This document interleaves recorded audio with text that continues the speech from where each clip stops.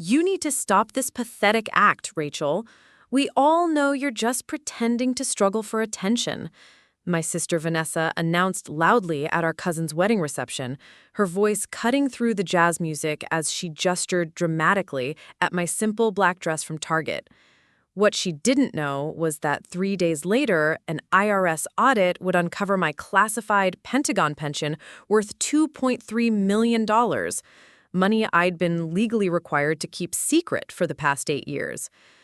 My name is Rachel Torres, and I'm 34 years old, living in what most people would consider a modest apartment in Cedar Falls, New Mexico.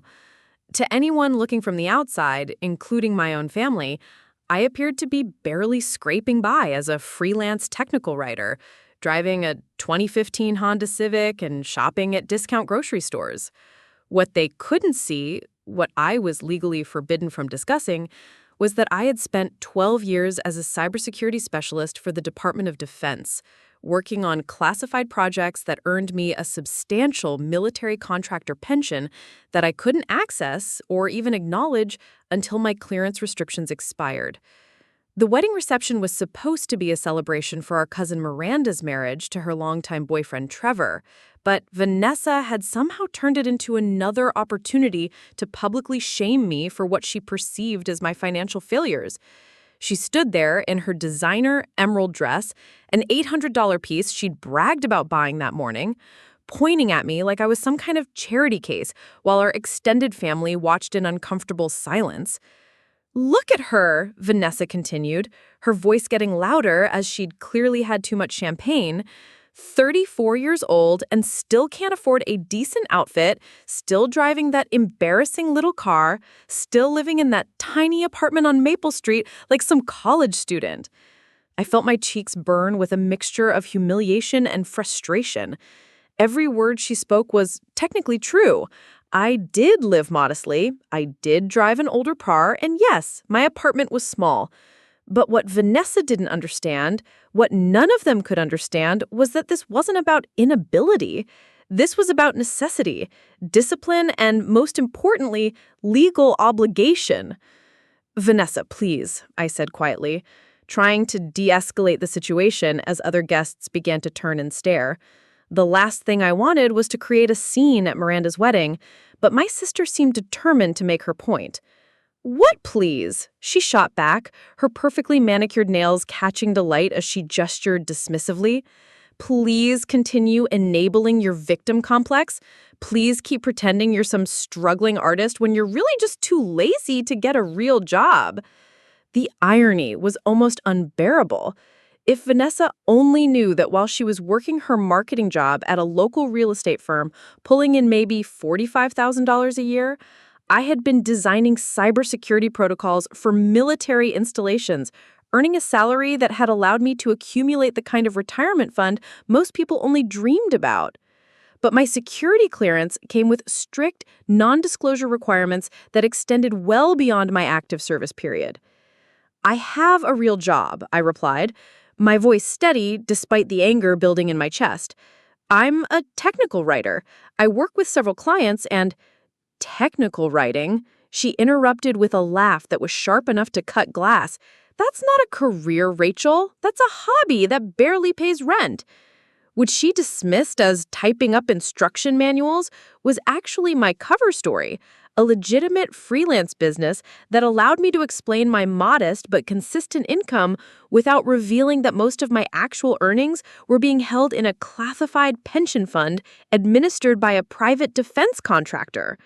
The technical writing work was real, but it served more as a public explanation for my ability to pay bills than as my primary source of financial security. Our parents, David and Carmen Torres, sat at the family table looking mortified. Dad kept adjusting his tie, a nervous habit he'd had since I was a child, while Mom stared down at her plate of wedding cake, clearly wishing she could disappear. They had always been proud of both their daughters, but Vanessa's recent success in real estate had made her increasingly critical of what she perceived as my lack of ambition. "Why can't you be more like your sister?" Mom had asked me just last month during a phone call. Vanessa just bought that beautiful condo in the Riverside district. She's got a new car, a successful career, a retirement plan. When are you going to start taking life seriously? The question had stung, because the truth was I had been taking life seriously, more seriously than any of them realized. While Vanessa was building her real estate portfolio and Instagram following, I had been working on projects that I couldn't discuss, earning credentials I couldn't mention, and building a financial foundation that was more solid than anything she could imagine.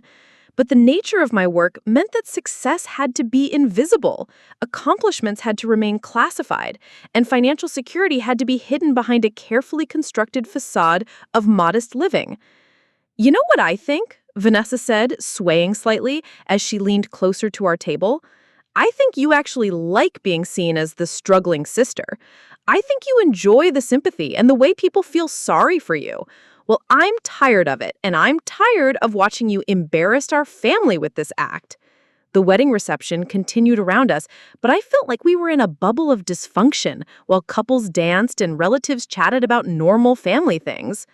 Uncle Roberto raised his eyebrows at us from across the room, clearly wondering why two grown women were having what looked like a heated argument at what should have been a joyful celebration. "I'm not embarrassing anyone," I said, my voice barely above a whisper. "I'm just living my life quietly and not bothering anybody." "Quietly?" Vanessa laughed again. "You mean unsuccessfully.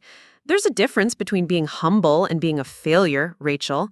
And frankly, watching you fail for the past few years has been painful for all of us." What happened next would change everything between us. What Vanessa didn't know, what nobody in my family knew, was that in exactly 72 hours, I would receive a phone call from the Internal Revenue Service. An audit, triggered by a routine review of defense contractor pensions, would force the disclosure of financial information that had been sealed under national security protocols for nearly a decade. The IRS agent would inform me that due to recent changes in military contractor pension regulations, my financial privacy restrictions were being lifted, and the substantial sum that had been accumulating in my classified retirement account would now need to be reported as taxable income. More importantly, this disclosure would finally allow me to access funds that had been locked away since my clearance period began. As I sat there listening to my sister tear apart my character in front of our entire extended family, I had no idea that within a week she would be staring at paperwork that would reveal the truth about my financial situation. I had no idea that her assumptions about my poverty were about to be shattered in the most dramatic way possible. But for now, all I could do was sit quietly, endure her public humiliation, and wait for the moment when reality would speak louder than her accusations. Let me tell you who I really am, because understanding my background is crucial to grasping just how wrong Vanessa had everything. My name is Rachel Elena Torres. I'm 34 years old, and I hold a master's degree in computer science with a specialization in cybersecurity from the prestigious Whitmore Institute of Technology in Colorado. What my family saw as struggling was actually the result of 12 years of dedicated service as a senior cybersecurity analyst for Meridian Defense Solutions, one of the Pentagon's most trusted private contractors.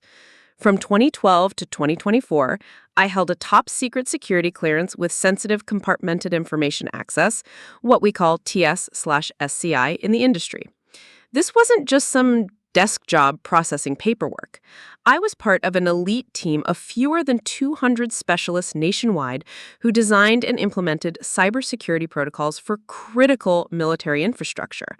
We're talking about protecting systems that, if compromised, could affect national security at the highest levels. My daily work involved creating encryption algorithms for military communication networks, developing intrusion detection systems for classified databases, and consulting on cybersecurity measures for overseas military installations.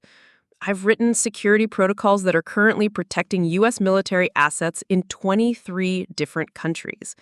My digital fingerprints are embedded in security systems from Ramstein Air Base in Germany to Camp Humphreys in South Korea.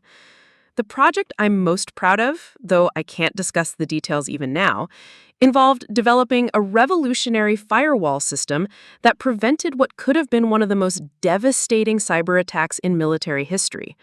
My team's work in 2019 earned us a classified commendation from the Secretary of Defense, an honor that fewer than 50 civilians receive each year. The financial bonus alone from that project was more than Vanessa makes in 2 years at her real estate job. But here's what made my situation so complex. Everything I just told you was classified information until 3 days after Miranda's wedding. My employment contract with Meridian Defense Solutions included a comprehensive non-disclosure agreement that extended 8 years beyond my active service period. This meant that from 2024 until August 2032, I was legally forbidden from discussing my previous work, my security clearance, or most importantly, the substantial pension I had earned through my service. The pension itself was administered through something called the Classified Service Retirement Fund, a specialized fund managed jointly by the Department of Defense and select private contractors. Unlike regular military pensions that become public record, CSRP benefits are held in sealed accounts that don't appear on standard background checks, credit reports, or tax documents until the non-disclosure period expires. During my 12 years of active service, I contributed 15% of my salary to this pension fund, a salary that peaked at $145,000 annually in my final year. But more significantly, Meridian Defense Solutions provided a 200% employer match for all CSRP contributions, meaning that for every dollar I invested, they added $2. This wasn't unusual generosity, it was standard practice for retaining specialists with my level of security clearance and technical expertise. Additionally, my work on certain classified projects earned performance bonuses that were automatically rolled into the pension fund. The 2019 cyber attack prevention project alone added $180,000 to my retirement account. A 2021 encryption development project contributed another $220,000. Over 12 years, these project bonuses accumulated into a substantial sum that I couldn't touch, couldn't discuss, or even acknowledge existed. By the time I completed my service in 2024, my CSRP account had grown to $2.3 million, a figure that would have shocked anyone who knew me, especially my family, who saw only my carefully maintained modest lifestyle. But maintaining that modest lifestyle wasn't just about hiding my wealth. It was a legal requirement. CSRP participants are required to avoid any lifestyle changes that might indicate access to substantial funds during their non-disclosure period. Buying expensive cars, moving to upscale neighborhoods, or making large purchases could trigger security reviews and potentially void the pension entirely. We were literally required to live below our means to protect the classified nature of our compensation. This meant that while I had enough money to buy a house outright, I was renting a small apartment. While I could afford a luxury car, I drove my reliable Honda Civic. While I could vacation in Europe, I took modest trips within the state. Every financial decision had to pass the test of, would this raise questions about income sources I can't legally discuss? The technical writing business I ran wasn't just a cover story. It was a carefully constructed, legitimate income source that explained my ability to pay bills without revealing my true financial situation. I genuinely worked with software companies and tech startups, creating documentation and user manuals. The work was real, the clients were real, and the modest income it generated, about $35,000 annually, was exactly what someone in my apparent situation should be earning. What made this whole situation even more frustrating was that I genuinely enjoyed the technical writing work. After 12 years of high-stress, classified projects where one mistake could have national security implications, there was something peaceful about explaining software features and writing user guides. It kept my technical skills sharp while allowing me to decompress from the intensity of my previous career.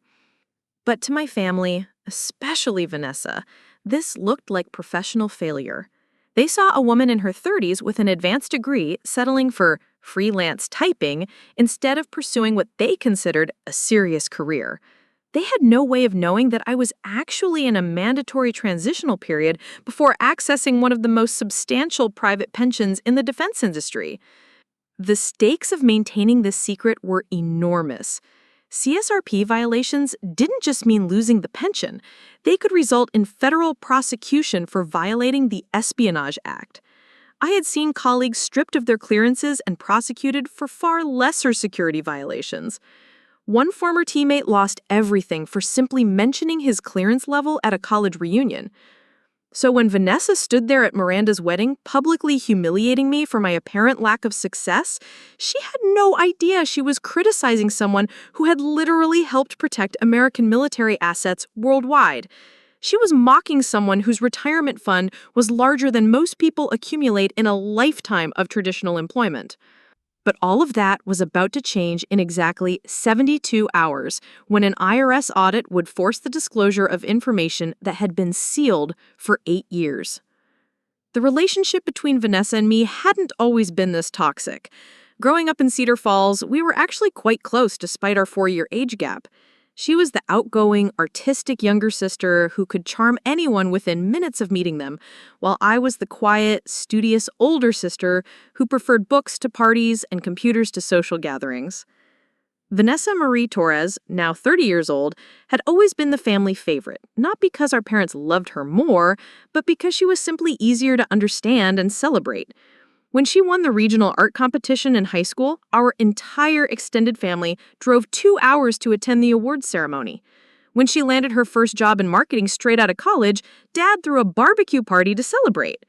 When she bought her condo last year in the trendy Riverside district of Cedar Falls, Mom spent weeks showing the photos to anyone who would look. I couldn't blame them for their enthusiasm about Vanessa's achievements. Her successes were visible, tangible, and relatable. People understood what it meant to win an art competition, get a marketing job, or buy a beautiful home. My accomplishments, by contrast, had been invisible for over a decade, hidden behind security classifications and non-disclosure agreements that made my professional life a mystery even to my closest family members. Our relationship had started to deteriorate about 3 years ago, around the time Vanessa began her rapid climb in the real estate market. Cedar Falls had experienced a surprising boom in property values, driven partly by an influx of remote workers during the pandemic and partly by the expansion of several tech companies in the region. Vanessa had positioned herself perfectly to capitalize on this growth, joining Pinnacle Realty Group just as the market heated up. Her success was legitimate and impressive.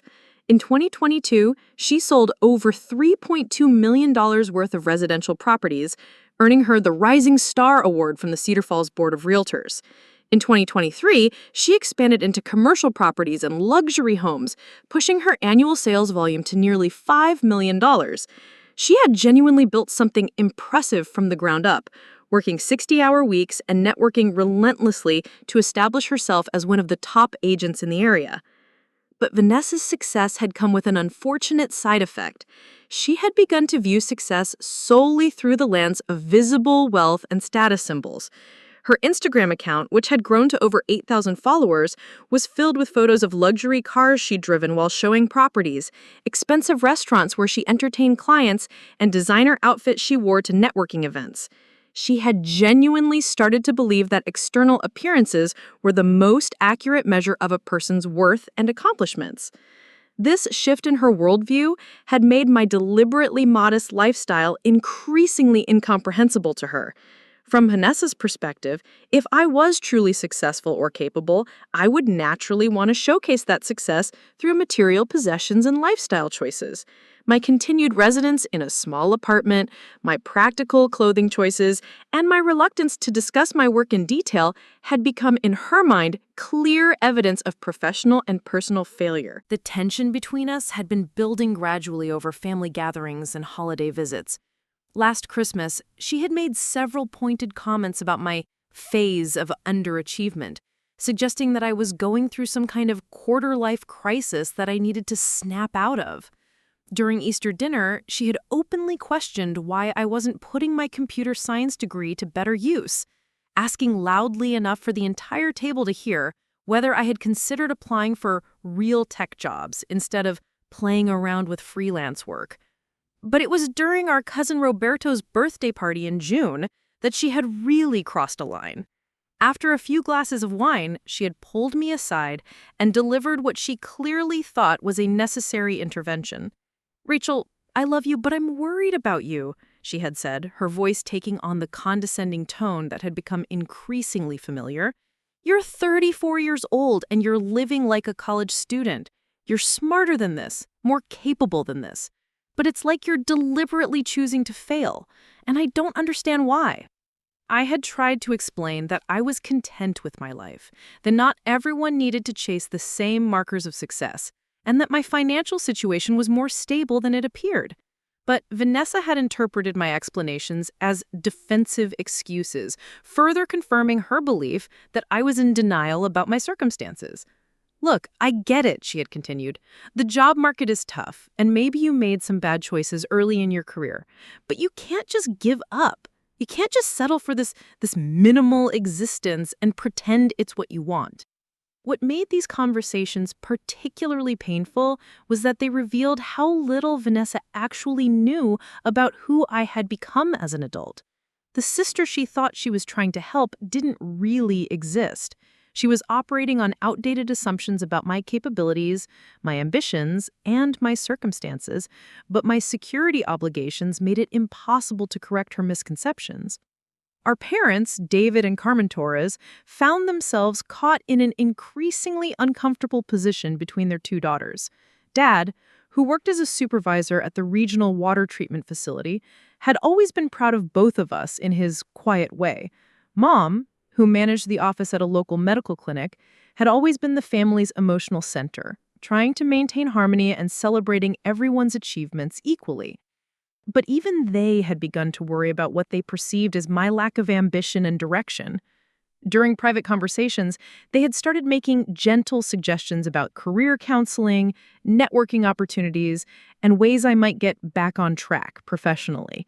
Their concern came from a place of love, but it was based on incomplete information that I was legally prohibited from correcting.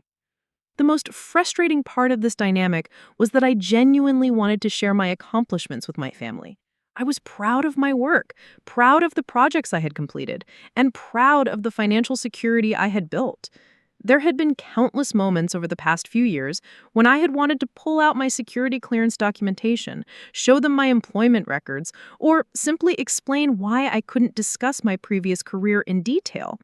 But CSRP participants received annual reminders about the consequences of disclosure violations.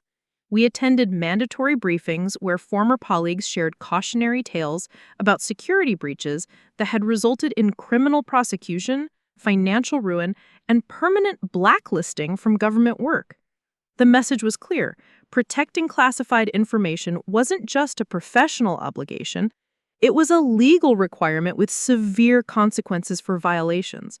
So I had learned to endure Vanessa's criticism, our parents' worried suggestions, and the extended family's whispered concerns about my apparent lack of direction. I had developed a thick skin for birthday parties where relatives asked when I was going to find a real job, holiday gatherings where Vanessa's latest achievements overshadowed my deliberately vague updates about technical writing projects, and family dinners where the conversation inevitably turned to why I wasn't living up to my potential. But the wedding reception had represented a new low in our relationship. For Vanessa to publicly humiliate me at our cousin's celebration, to question my character and work ethic in front of our entire extended family, crossed a boundary that I hadn't expected her to breach. It revealed that her criticism of my lifestyle had evolved from concern into genuine contempt. What made her attack particularly ironic was the timing. Unknown to any of us, the very forces that would soon reveal the truth about my financial situation were already in motion. The IRS audit that would change everything had been triggered by routine reviews that began 2 weeks before Miranda's wedding. While Vanessa was preparing her public accusation of my poverty and failure, federal investigators were already beginning the process that would force the disclosure of my classified pension information. As I sat there listening to her tear apart my character, I had no idea that within days she would be confronted with evidence that would completely reframe everything she thought she knew about my life. 3 days after Miranda's wedding, I was sitting in my home office responding to client emails when my phone rang with a number I didn't recognize. The caller ID showed a Washington, D.C. area code, which immediately put me on alert. After 12 years in defense contracting, you learn to pay attention to unexpected calls from the capital region. Ms. Torres, this is Agent Patricia Caldwell from the Internal Revenue Service, Criminal Investigation Division. I'm calling regarding a mandatory audit that has been initiated concerning your classified service retirement account with Meridian Defense Solutions. My hands went cold as I gripped the phone. CSRP audits were extremely rare and typically only occurred when there were suspected violations of the disclosure protocols or when federal agencies needed to verify the status of classified pension accounts for national security reasons. I understand this may come as a surprise, Agent Caldwell continued, but recent changes to federal regulations governing defense contractor pensions require us to conduct comprehensive reviews of all CSRP accounts that are approaching their disclosure eligibility dates. Your account has been flagged for immediate review. She explained that the audit had been triggered by something called the Defense Financial Transparency Act, a piece of legislation that had been quietly passed 6 months earlier as part of a larger military spending bill. The act required the Treasury Department to begin preparing for the eventual disclosure of CSRP account information by conducting preliminary reviews of all accounts that would become eligible for release within the next 2 years. What this means for you, Ms. Torres, is that we need to verify the current value of your pension account, confirm the legitimacy of all contributions and bonuses, and prepare the necessary documentation for when your non-disclosure restrictions expire in August 2032, Agent Caldwell explained. But then she said something that changed everything. However, due to the complexity of your account and the substantial performance bonuses that were added during your service period, we've determined that certain aspects of your pension information need to be disclosed immediately for tax verification purposes. My heart started racing. What kind of disclosure are we talking about? The total value of your CSRP account, the source of all contributions, and the projected annual distributions you'll be eligible to receive once your restrictions expire, she said. This information will be included in our audit report, which becomes part of your permanent tax record and may be subject to routine verification procedures. What Agent Caldwell was telling me, in carefully chosen bureaucratic language, was that my financial privacy was about to disappear. The $2.3 million pension that I had been legally required to keep secret for 8 years was about to become part of my official tax documentation. Agent Caldwell, I need to understand something, I said, my voice carefully controlled. When you say this information may be subject to routine verification procedures, what exactly does that mean? It means that other federal agencies, state tax authorities, and in some cases, financial institutions may request verification of this information during their own auditing or investigation processes. Additionally, if you apply for certain types of loans, government benefits, or undergo background checks for future employment, this pension information would be available to those conducting the reviews. The implications hit me like a freight train. Within a matter of days, my carefully maintained financial privacy would be obliterated. Anyone with legitimate reason to request my tax information would discover that I had access to a multi-million-dollar pension fund. More immediately relevant, if Vanessa or my parents ever had reason to see my tax documents, during an emergency, for estate planning, or even just through casual conversation with financial advisors, they would learn the truth about my financial situation. Agent Caldwell, I need to understand something, I said, my voice carefully controlled. When you say this information may be subject to routine verification procedures, what exactly does that mean? It means that other federal agencies, state tax authorities, and in some cases financial institutions may request verification of this information during their own auditing or investigation processes. Additionally, if you apply for certain types of loans, government benefits, or undergo background checks for future employment, this pension information would be available to those conducting the reviews. The implications hit me like a freight train. Within a matter of days, my carefully maintained financial privacy would be obliterated. Anyone with legitimate reason to request my tax information would discover that I had access to a multi-million-dollar pension fund.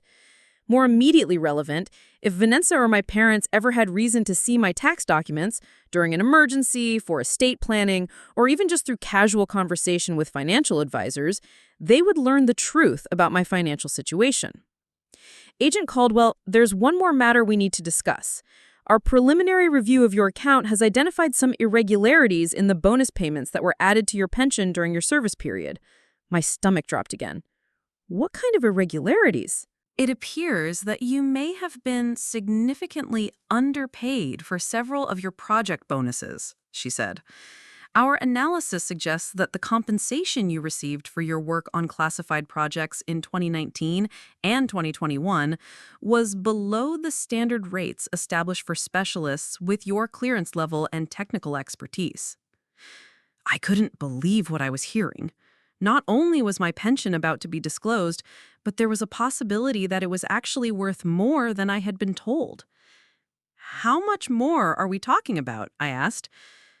Our preliminary calculations suggest that the correct value of your pension account should be approximately $3.1 million, not the $2.3 million that was reported to you by Meridian Defense Solutions, Agent Caldwell explained. If this discrepancy is confirmed during the full audit, you would be entitled to immediate payment of the difference, plus interest and penalties that Meridian would be required to pay. An additional $800,000, plus interest and penalties. The numbers were becoming almost abstract in their magnitude. Agent Caldwell, I need to understand the timeline for all of this, I said, trying to process the avalanche of information she had just delivered.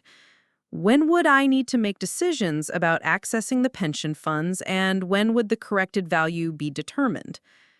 You have 30 days from the completion of our audit report to decide whether you want to begin receiving immediate distributions, she replied. The corrected value determination should be completed within 60 days. If you're entitled to additional compensation, those funds would be available immediately upon confirmation. As I hung up the phone, I sat in stunned silence in my small home office, surrounded by the modest furnishings and simple decorations that had defined my carefully constructed life for the past 8 years. In a matter of minutes, everything had changed. The secret I had been legally required to keep was about to be revealed through forces completely beyond my control. But more than that, I was about to discover that the financial security I thought I had built was actually significantly larger than I had ever imagined. The government audit that was supposed to verify my pension information was instead revealing that I had been underpaid by nearly $1 million. The next morning, I received 3 more phone calls that revealed just how far-reaching the implications of this audit would be. The first came from Jennifer Walsh, my former program coordinator at Meridian Defense Solutions, whom I hadn't spoken to since my departure ceremony 8 months earlier. "Jennifer, I hope you don't mind me calling," Jennifer said, her voice carrying a mixture of professional courtesy and obvious concern. "We've been contacted by the IRS regarding your CSRP audit, and there are some complications we need to discuss." Jennifer explained that the federal audit had triggered a comprehensive review of Meridian's entire pension administration system. As part of this review, the Treasury Department had requested detailed records for all CSRP participants who had completed their service in the past 2 years. This meant that not only was my financial information being scrutinized, but the company's handling of my pension contributions was under federal investigation. "The issue is that your account appears to be what they're calling a high-value anomaly," Jennifer continued. "Your pension accumulated value faster and reached a higher total than any other CSRP participant in our program's history. The Treasury Department wants to understand why." What Jennifer revealed next was something I had never been told during my active service. Apparently, the performance bonuses I had earned for my cybersecurity work had been funded through multiple sources, not just Meridian Defense Solutions. The Department of Defense had contributed additional funds directly to my pension account for certain classified projects, and several other government agencies had also made contributions for my work on interagency cybersecurity initiatives. We're talking about contributions from the NSA for your work on the encrypted communication protocols, additional funding from the Department of Homeland Security for the Infrastructure Protection Project, and even some money from the State Department for the embassy security systems you designed. Jennifer explained. Your pension wasn't just a company benefit. It was essentially a multi-agency compensation package that was administered through our program. This revelation explained why my pension had grown so much larger than I had expected, but it also meant that the audit would involve far more than just the IRS and Meridian Defense Solutions. Multiple federal agencies would need to verify their contributions, confirm the legitimacy of the projects that had generated the bonuses, and potentially provide testimony about the value of my work. Jennifer, what does this mean for the timeline of the audit? I asked, beginning to understand that this situation was far more complex than Agent Caldwell had initially indicated. Well, that's the thing, she replied with obvious hesitation. Interagency audits like this can take months to complete, but the Treasury Department has classified your case as urgent due to the disclosure requirements. They're bringing in specialists from multiple departments to expedite the review. The second phone call came an hour later from Dr. Marcus Fitzgerald, who had been my immediate supervisor during my final 3 years at Meridian. Marcus was only one of a handful of people who fully understood the scope and impact of my cybersecurity work, and his call confirmed my growing suspicion that this audit was about much more than routine pension verification. Rachel, I need to give you a heads up about something, Marcus said, his voice taking on the careful tone he had always used when discussing sensitive matters. The Pentagon has assigned a special review team to evaluate your service record as part of this audit process. They're not just looking at your pension contributions, they're reassessing the classified value of your work. Marcus explained that recent cyber attacks on government systems had prompted a comprehensive review of all cybersecurity measures implemented over the past decade. My work, particularly the firewall systems and encryption protocols I had developed, had proven to be far more critical to national security than anyone had realized at the time. The security systems you designed for the overseas installations have prevented at least 7 major cyber attacks that we know of, Marcus continued. The infrastructure protection protocols you developed have become the standard template for critical facility security across multiple agencies. Honestly, Rachel, your work has probably saved the government hundreds of millions of dollars in potential damages. What Marcus was telling me was that the federal government was beginning to understand that they had significantly undervalued my contributions during my active service. The bonuses I had received, substantial as they were, had apparently been based on conservative estimates of the value of my work. Now that they had several years of data showing how effective my cybersecurity systems had been, they were realizing that my compensation should have been much higher. The review team is recommending what they're calling retroactive value adjustment, Marcus said. Essentially, they want to recalculate your entire compensation package based on the actual impact your work has had on national security. The implications of this were staggering. Not only was my pension larger than I had been told, but the government was considering additional compensation based on the real-world effectiveness of my cybersecurity systems. The third phone call was perhaps the most surprising of all. It came from Sandra Chen, a senior investigator with the Treasury Department's Financial Crimes Enforcement Network, who wanted to discuss what she called collateral disclosure implications of my audit. Ms. Torres, I'm calling because your case has raised some interesting questions about the financial transparency requirements for former defense contractors, Sandra explained. We're discovering that there are several other individuals in similar situations whose pension information may need to be disclosed as part of broader government accountability measures. Sandra revealed that my case had essentially opened a can of worms regarding classified pension programs. The Treasury Department had identified at least 40 other former defense contractors whose CSRP accounts contained unusually large bonuses for classified work. The government was now facing pressure from congressional oversight committees to provide more transparency about how these pension programs operated and how much taxpayer money had been used to fund them. What this means for you specifically is that your case is likely to receive additional scrutiny from congressional staffers and potentially from media outlets that cover government spending, Sandra explained. Your pension information won't just be available for routine tax verification. It could become part of public records if Congress decides to investigate defense contractor compensation practices. The possibility that my financial information could become part of public congressional records was something I had never considered. It meant that not only would my family potentially learn about my pension, but my financial situation could potentially be discussed in public hearings and reported in news articles about government spending.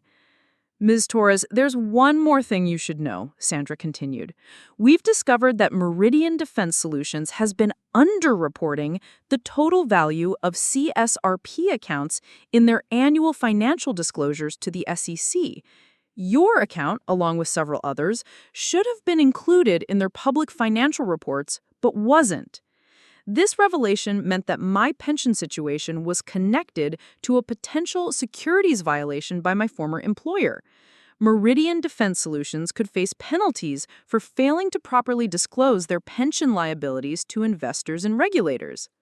The SEC is opening a parallel investigation into Meridian's financial reporting practices, Sandra explained. You may be contacted by securities investigators as part of their review, and your pension information could become part of the evidence in any enforcement action they decide to pursue. As I hung up from that third call, I realized that what had started as a routine audit had become a multi-agency investigation with implications far beyond my personal financial situation. My pension disclosure wasn't just going to affect my relationship with my family, it was potentially going to become part of congressional oversight hearings, SEC enforcement actions, and media coverage of government contractor compensation. The modest technical writer that Vanessa had publicly humiliated at Miranda's wedding was about to become the center of a federal investigation involving the Pentagon, Treasury Department, IRS, NSA, Department of Homeland Security, State Department, and Securities and Exchange Commission. But perhaps most importantly, I was beginning to understand that the financial security I thought I had built during my years in defense contracting was actually just the tip of the iceberg. Between the underpaid bonuses, the retroactive value adjustments, and the multi-agency compensation contributions I had never known about, my actual net worth was likely to be far higher than even the corrected $3.1 million figure that Agent Caldwell had mentioned. Within a week, not only would Vanessa's assumptions about my poverty be completely shattered, but she would discover that her supposedly unsuccessful older sister was at the center of one of the most significant government transparency investigations in recent years. 2 weeks after the initial IRS call, I received an email that would make everything public in the most dramatic way possible. The subject line read, "Congressional Hearing Testimony Request. House Subcommittee on Government Operations and Reform." The sender was Catherine Morrison, Chief Counsel for the House Subcommittee, and her message would change not just my life, but potentially my entire family's understanding of who I had been for the past decade. "Dear Ms. Torres," the email began, "the House Subcommittee on Government Operations and Reform has scheduled emergency hearings regarding classified pension programs administered by defense contractors. Your case has been identified as a primary example of the transparency and accountability issues we are investigating. We are formally requesting your voluntary testimony before Congress on Thursday, September 14th at 10 a.m. September 14th was exactly 3 weeks away, and it happened to fall on Vanessa's 31st birthday. The irony was almost poetic. On the day my sister would be celebrating another year of what she considered superior life choices, I would be testifying before Congress about a pension worth over $3 million. But the email continued with details that made the situation even more complex. Please be advised that this hearing will be broadcast live on C-SPAN and will be open to media coverage. Your testimony will become part of the permanent congressional record and will be accessible to the public. Live television coverage, permanent congressional record, public access. Everything I had been legally required to keep secret for 8 years was about to be discussed on national television, with my face and name attached to every word. Catherine Morrison had included her direct phone number with a note asking me to call within 48 hours to confirm my participation. When I called that afternoon, she provided details that revealed just how significant this hearing would be. Ms. Torres, I need you to understand that your case has become the centerpiece of our investigation, Catherine explained. We've discovered that defense contractor pension programs have distributed over $2.8 billion in classified bonuses over the past decade, and Congress has had almost no oversight of these expenditures. She went on to explain that my pension had become what she called a perfect case study because it demonstrated both the positive aspects of the program, compensating highly skilled contractors for critical national security work, and the problematic aspects, lack of transparency, potential overcompensation, and inadequate congressional oversight.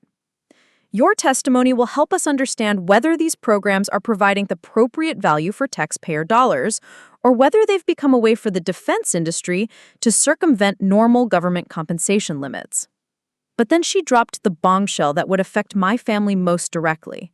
Ms. Torres, I need to inform you that local media outlets in New Mexico have already been contacted about your testimony. The Albuquerque Journal and Santa Fe New Mexican have both expressed interest in covering the story of a local resident testifying about multi-million-dollar government pensions. Local media coverage meant that everyone in Cedar Falls would know about my testimony within hours of the hearing. My parents, Vanessa, our extended family, former classmates, neighbors, and everyone else in our small community would learn simultaneously that the woman they thought was struggling financially was actually testifying before Congress about a pension worth millions of dollars. But the email continued with details that made the situation even more complex. There's one more thing you should know, Catherine added. The Treasury Department's investigation has uncovered additional compensation that you're entitled to receive. The total value of your pension, including the retroactive adjustments and previously undisclosed agency contributions, is now calculated at $4.7 million. $4.7 million? The number was so large that it almost didn't seem real. This wasn't just enough money to live comfortably. This was generational wealth that would fundamentally change my family's financial future. When would this additional compensation be available? I asked, still trying to process the magnitude of what she was telling me. The Treasury Department is expediting the payment process due to the congressional attention, Catherine replied. You should receive the corrected pension value within 10 business days of your testimony. Additionally, you'll begin receiving the standard monthly distributions of $15,000 immediately following the hearing. 10 business days after September 14th would put the payment around September 28th. By the end of the month, I would have access to nearly $5 million, and everyone in Cedar Falls would know about it. But the implications extended beyond just the money. Catherine explained that my testimony would likely trigger additional investigations into other defense contractors and could lead to significant changes in how the government manages classified compensation programs. Ms. Torres, your case has already prompted 3 other congressional subcommittees to launch their own investigations. The House Armed Services Committee wants to review all classified compensation programs. The Senate Homeland Security Committee is examining cybersecurity contractor payments, and the House Oversight Committee is investigating potential SEC violations by defense contractors. This meant that my testimony wouldn't just be a one-time event. I could potentially be called to testify before multiple congressional committees over the coming months. My face could become associated with one of the most significant government transparency investigations in recent years. The timeline Catherine outlined was both thrilling and terrifying. On September 14th, I would testify before Congress on live television. Within days, local news outlets would publish stories about my testimony. By September 28th, I would have access to $4.7 million. And throughout the fall, I could be called back for additional hearings and investigations. But there was one more detail that would make everything even more dramatic. Catherine mentioned that the hearing would include testimony from other witnesses, including executives from Meridian Defense Solutions, Treasury Department officials, and what she called family members or associates who can speak to the impact of classified compensation secrecy on personal relationships. Ms. Torres, we'd like to invite a family member to provide testimony about how the secrecy requirements affected your relationships and whether they believe the disclosure restrictions were justified, Catherine explained. This would help Congress understand the personal cost of these classification requirements. The idea of a family member testifying was both appealing and horrifying. On one hand, it would give Vanessa or my parents a chance to understand why I had been unable to share information about my work and financial situation. On the other hand, it would mean having my personal family dynamics discussed on national television. Who would you want to invite? I asked. We'd prefer to hear from someone who had strong opinions about your financial situation or who was particularly affected by your inability to discuss your work, Catherine replied. Do you have a family member who was critical of your career choices or who worried about your financial security? Vanessa immediately came to mind. She had been the most vocal critic of my apparent lack of success, and she would certainly be particularly affected by learning the truth about my financial situation. The thought of her testifying before Congress about her assumptions regarding my poverty, only to discover during the hearing that those assumptions were completely wrong, was almost too dramatic to contemplate. I have a sister who has been very concerned about my financial situation, I said carefully. She's expressed frustration about what she perceived as my lack of professional ambition. That sounds perfect, Catherine replied. We'd like to invite her to provide testimony about her concerns and her perspective on how the secrecy requirements affected your family relationships. Would you be comfortable with us contacting her directly? The irony was overwhelming. Vanessa, who had publicly humiliated me at Miranda's wedding for my apparent poverty and lack of success, was being invited to testify before Congress about those same concerns. She would walk into that hearing room believing she was going to discuss her struggling sister's financial problems, only to discover during the hearing that her struggling sister was actually a multimillionaire whose work had helped protect national security. Yes, I said, making a decision that would change everything between us. You can contact her directly. Her name is Vanessa Torres, and she works at Pinnacle Realty Group here in Cedar Falls. As I hung up the phone, I realized that in 3 weeks, not only would my financial situation be revealed to my entire community, but Vanessa would discover the truth about my life in the most public and dramatic way possible on live national television while testifying before Congress about her concerns regarding my apparent failures. The morning after confirming my participation in the congressional hearing, I experienced something I hadn't felt in years: complete and total calm. Not the forced composure I had maintained through Vanessa's public humiliation at Miranda's wedding, not the careful emotional control I had practiced during 8 years of financial secrecy, but genuine, deep serenity. I made myself coffee in my small kitchen, sat at my modest dining table, and for the first time in nearly a decade, I allowed myself to imagine what my life would look like without secrets. By October 1st, I would be publicly known as a multimillionaire former defense contractor. By Christmas, I could be living in any house I wanted, driving any car I chose, traveling anywhere in the world. The constraints that had defined my adult life were about to disappear completely. But more than the financial freedom, I was anticipating something else: vindication. For 8 years, I had endured assumptions about my capabilities, my ambitions, and my worth.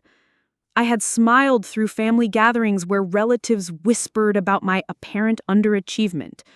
I had listened to Vanessa's increasingly harsh assessments of my life choices without being able to defend myself. I had watched my parents worry about my future while being legally prohibited from reassuring them. All of that was about to end in the most spectacular way possible. Instead of feeling anxious about the upcoming congressional testimony, I found myself planning. Not just practical preparations for the hearing, but strategic thinking about how to handle the aftermath.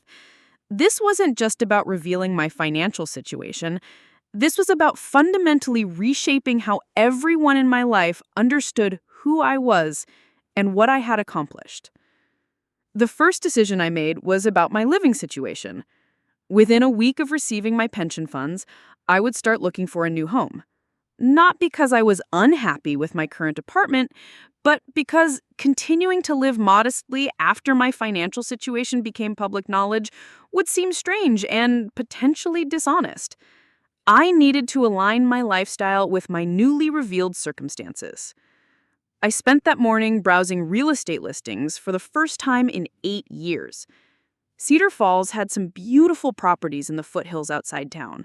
Homes with mountain views, large yards, and the kind of privacy that would be valuable once my story became public.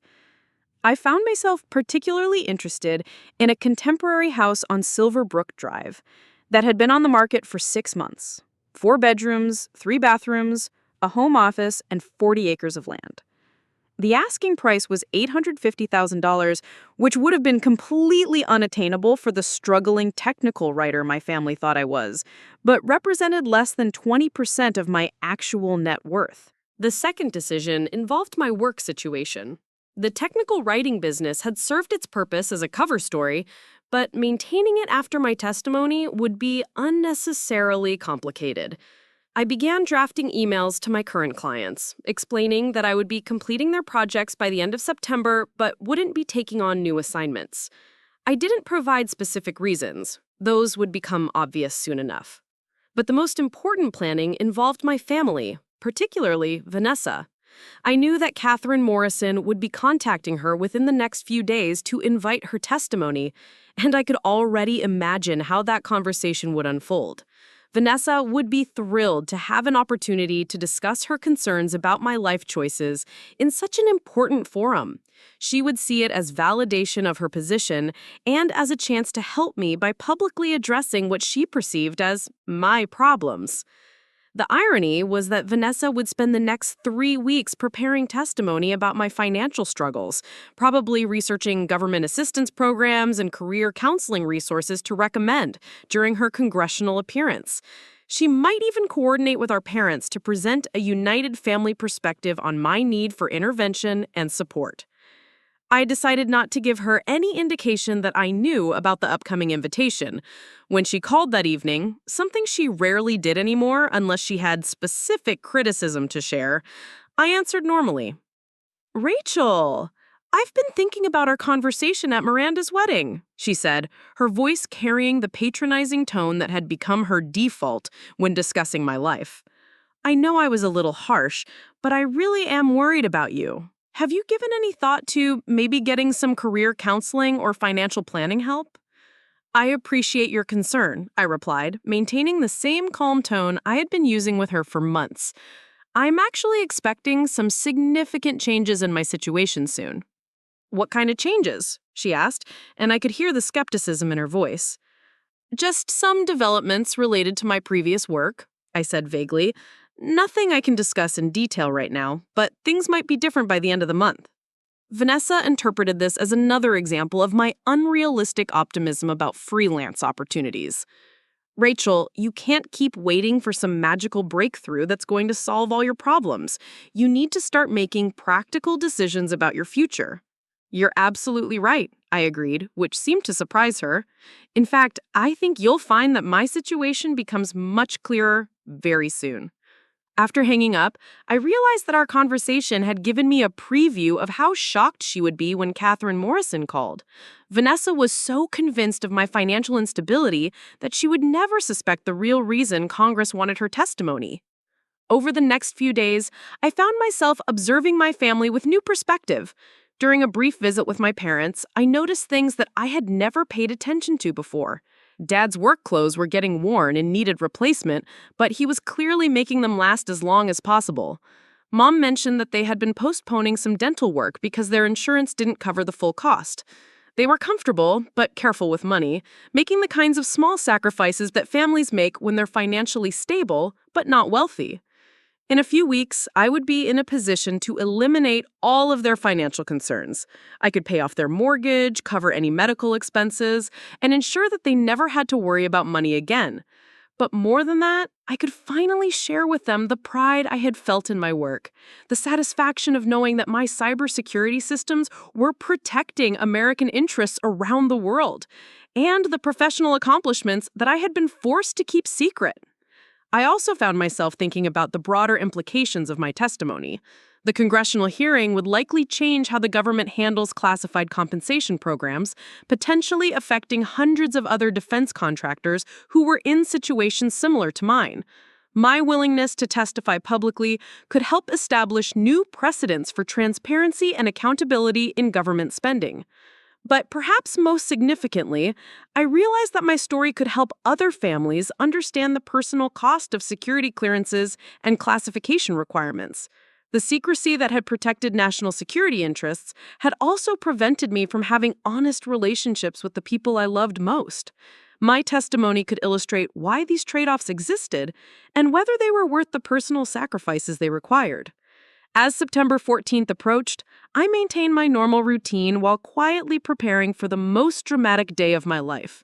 I continued responding to client emails, attending family events, and having casual conversations with neighbors, all while knowing that in a matter of weeks, everyone would understand that the modest technical writer they thought they knew had been living a carefully constructed fiction for nearly a decade. The calm I felt wasn't just about anticipating vindication. It was about finally being able to live authentically. After 8 years of managing other people's assumptions about my capabilities and circumstances, I was about to become the person I had always been but had never been allowed to show them. Looking back on our family history, I began to understand how Vanessa's perception of success had been shaped by patterns that went back to our childhood in Cedar Falls. Our parents, David and Carmen Torres, had always celebrated achievements they could see and understand while struggling to recognize accomplishments that were abstract or invisible. When Vanessa was 12 and I was 16, she won first place in the regional Young Artist competition with a watercolor painting of the Sandia Mountains. The local newspaper, the Cedar Falls Chronicle, published a full-color photo of her artwork on the front page, and our extended family treated her like a celebrity for weeks. Aunt Rosa framed the newspaper article and hung it in her living room. Uncle Eduardo bought multiple copies to send to relatives in California. Even our normally reserved grandfather, Papa Miguel, drove 3 hours from Roswell just to take Vanessa out for a celebratory dinner at the fanciest restaurant in town. That same year, I had been selected for the National Science Foundation's Youth Research Program, one of only 30 high school students nationwide to receive the honor. The program recognized my work on developing computer algorithms for environmental monitoring, research that would later influence my approach to cybersecurity systems. But there was no newspaper photo, no celebration dinner, and no framed certificates in relatives' living rooms. The achievement was too technical for most people to understand, and the recognition came in the form of formal letters and program documentation that didn't translate into visible success. This pattern continued throughout our teenage years and into college. When Vanessa's graphic design portfolio was featured in the University of New Mexico's Student Showcase, our entire family attended the exhibition opening. When I graduated summa cum laude with my computer science degree and was immediately accepted into graduate school with a full research assistantship, the family celebration consisted of a brief congratulations at Sunday dinner. The difference wasn't that our parents loved Vanessa more or valued her achievements higher. The difference was that her successes were accessible and comprehensible to people without specialized knowledge, while mine required technical understanding that most of our family simply didn't possess. This dynamic had been reinforced by our extended family's response patterns over the years. When Vanessa landed her first marketing job at a local advertising firm, cousin Miranda organized a family barbecue to celebrate. When I received my first security clearance and began working on classified projects, I couldn't even tell them what company I worked for, let alone what kind of work I was doing. Our grandmother, Abuela Sofia, had been particularly influential in establishing these family values around visible success. She had immigrated from Mexico in the 1960s with nothing but a suitcase and fierce determination to build a better life for her children. For her, success meant owning property, having steady employment that people could understand, and achieving recognition within the community. These were the markers that had allowed her to measure her family's progress in America. Abuela Sofia had always been proud of both Vanessa and me, but she connected more easily with Vanessa's achievements because they aligned with her understanding of American success.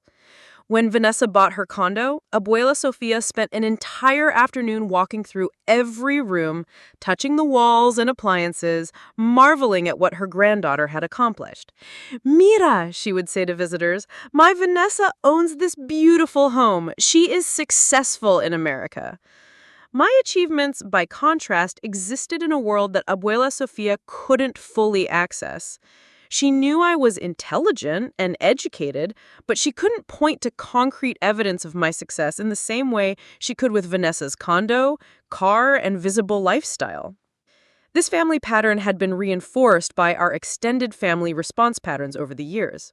When Vanessa landed her first marketing job at a local advertising firm, cousin Miranda organized a family barbecue to celebrate.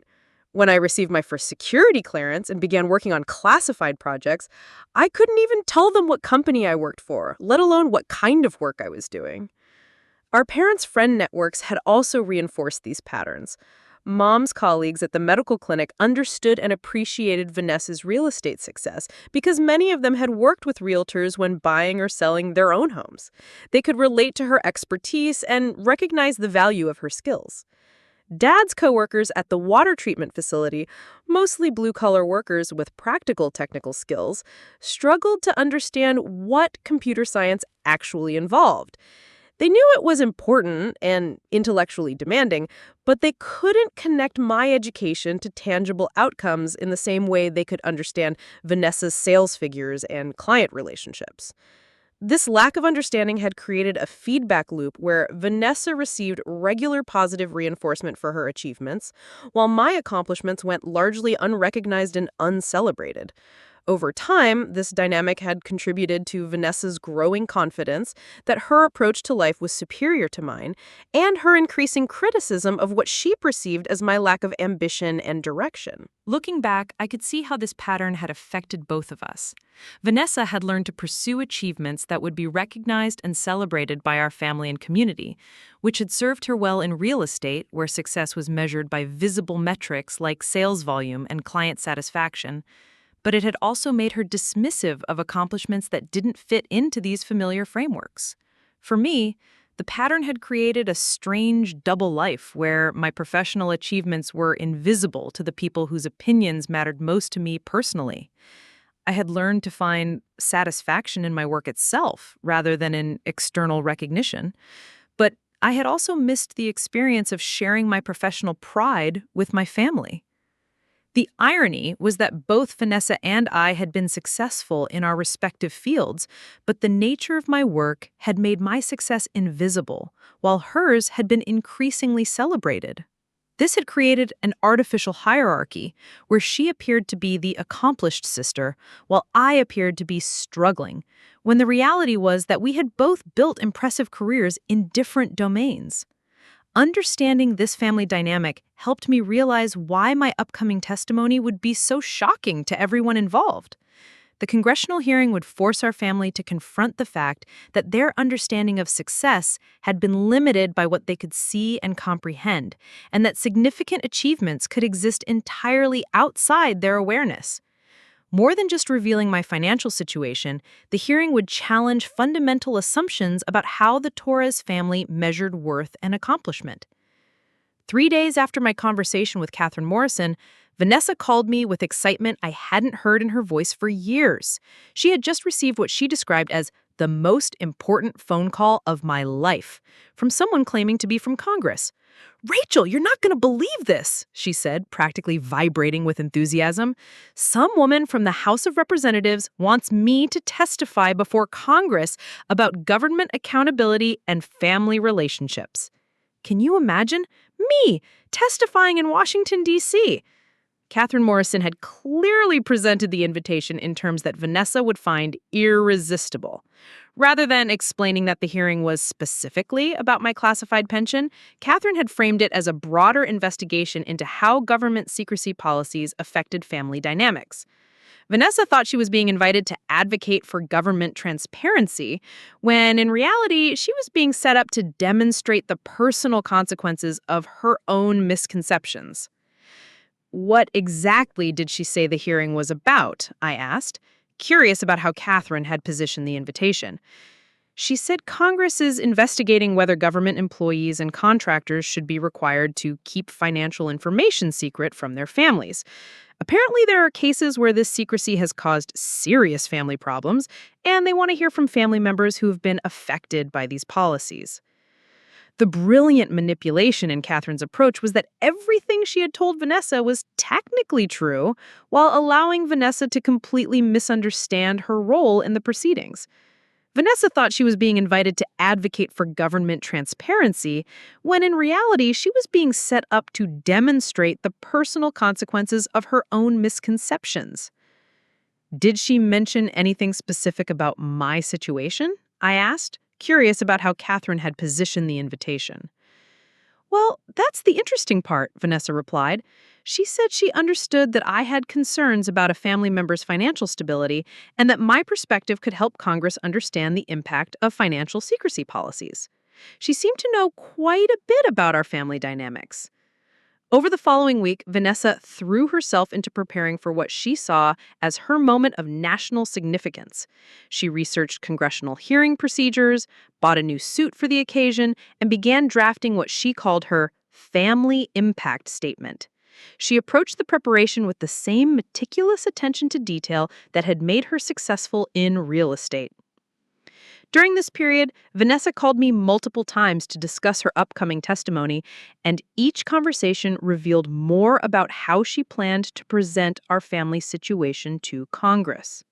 Her preparations were based on a fundamental misunderstanding of why she had been invited, but they provided me with perfect insight into how she viewed my life and circumstances. "I've been doing research on government assistance programs that might be available for people in situations like yours," she told me during one call. "I want to be able to make specific recommendations during my testimony about resources that could help families dealing with underemployment and financial instability." She had spent hours researching career counseling services, student loan forgiveness programs, and small business development resources. Her testimony preparation included detailed notes about the psychological impact of financial stress on family relationships and the importance of intervention when family members show signs of economic distress. "I've also been talking to Mom and Dad about their observations regarding your situation," Vanessa continued. "We want to present a united family perspective about the importance of transparency and communication around financial matters." The idea that our parents were also contributing to testimony about my supposed financial problems was both amusing and slightly heartbreaking. They genuinely believed they were helping me by participating in what they saw as a government investigation into policies that had prevented me from seeking family support during difficult times. Vanessa had even contacted our extended family to gather additional perspectives. She spoke with Aunt Rosa about her observations regarding my modest lifestyle, Uncle Eduardo about his concerns regarding my career trajectory, and several cousins about their thoughts on my apparent reluctance to discuss my work and financial situation.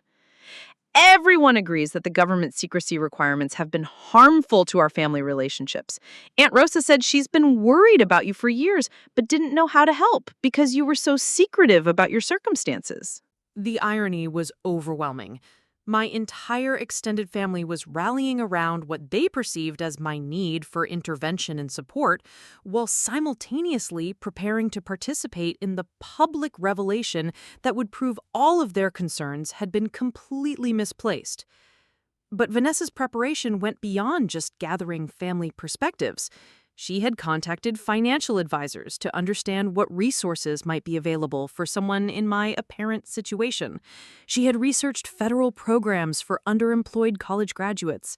She had even spoken with career counselors about strategies for helping family members who seemed to lack professional direction. "I want my testimony to be really substantive," she explained during another call. "This isn't just about our family. This is about changing government policies that prevent people from getting the help they need." Her sense of mission and purpose was genuine and admirable, even though it was based on completely false premises. Vanessa truly believed that she was advocating for important policy changes that would help vulnerable people, including me. She saw her congressional testimony as an opportunity to make a meaningful difference in how the government handled family communication policies. During the same period, Vanessa began making what she called practical preparations for what she expected would be increased media attention around my situation following her testimony. She assumed that her congressional appearance would generate local news coverage that might create opportunities for me to access additional resources and support.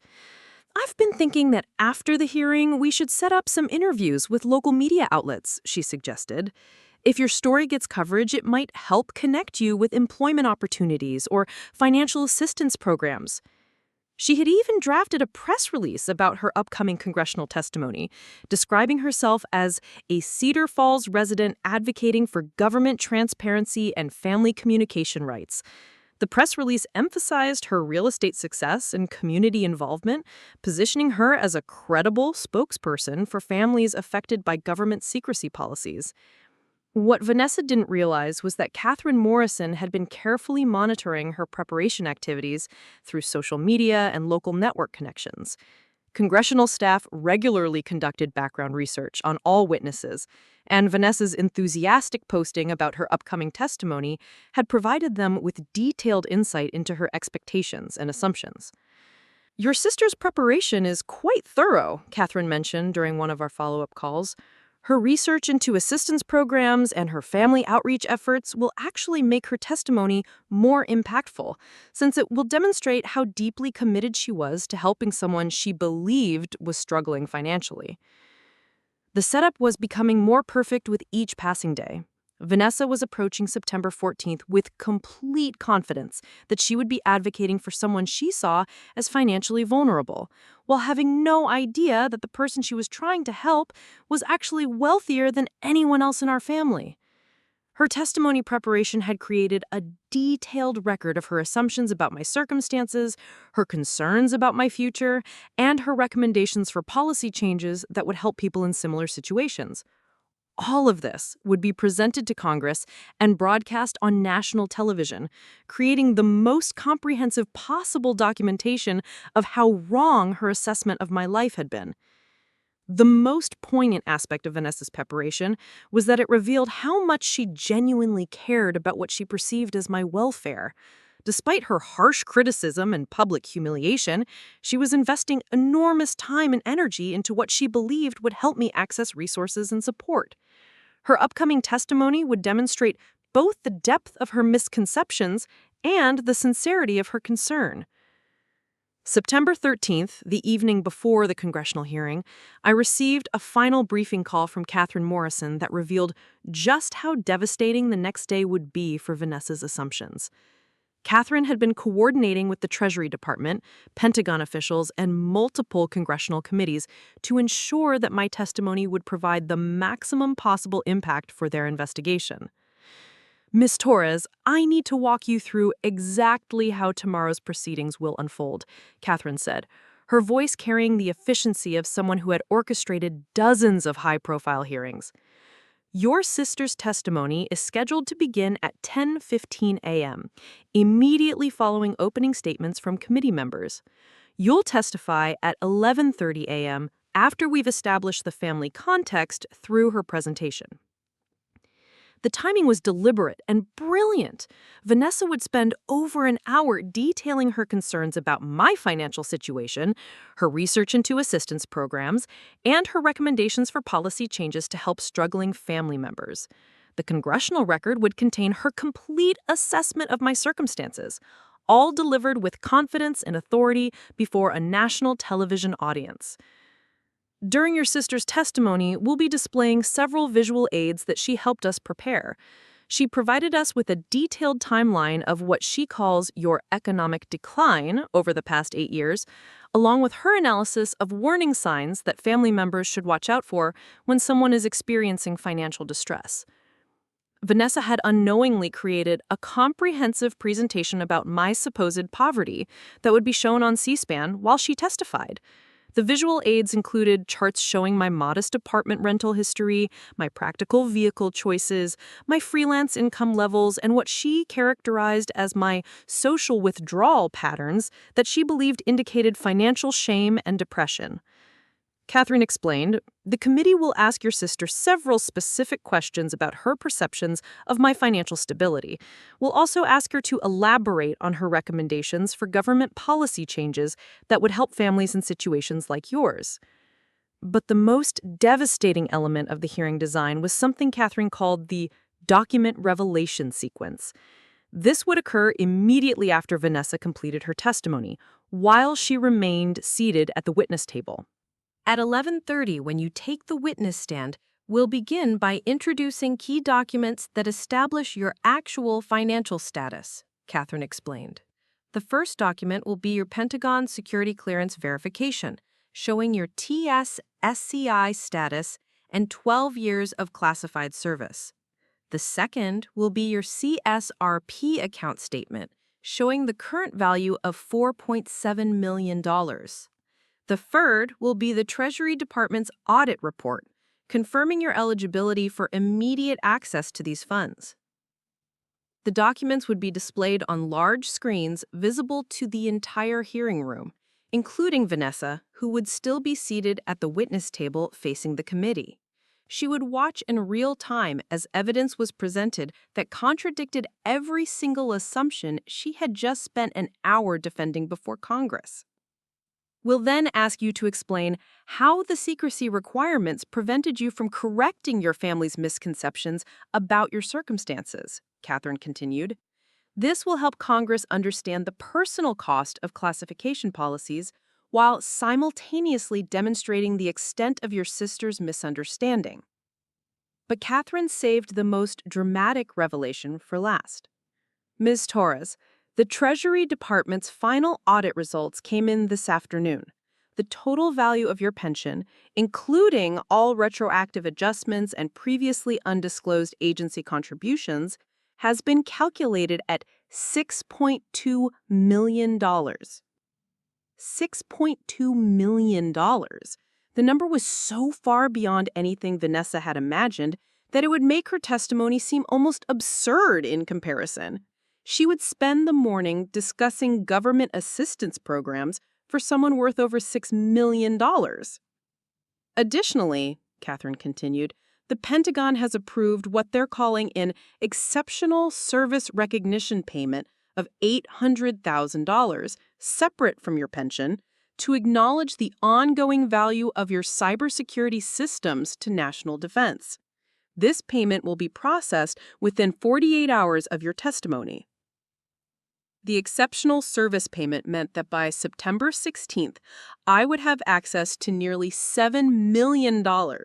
Within a week of Vanessa's public presentation about my supposed financial struggles, I would be wealthier than almost anyone in Cedar Falls, including the most successful business owners and real estate developers.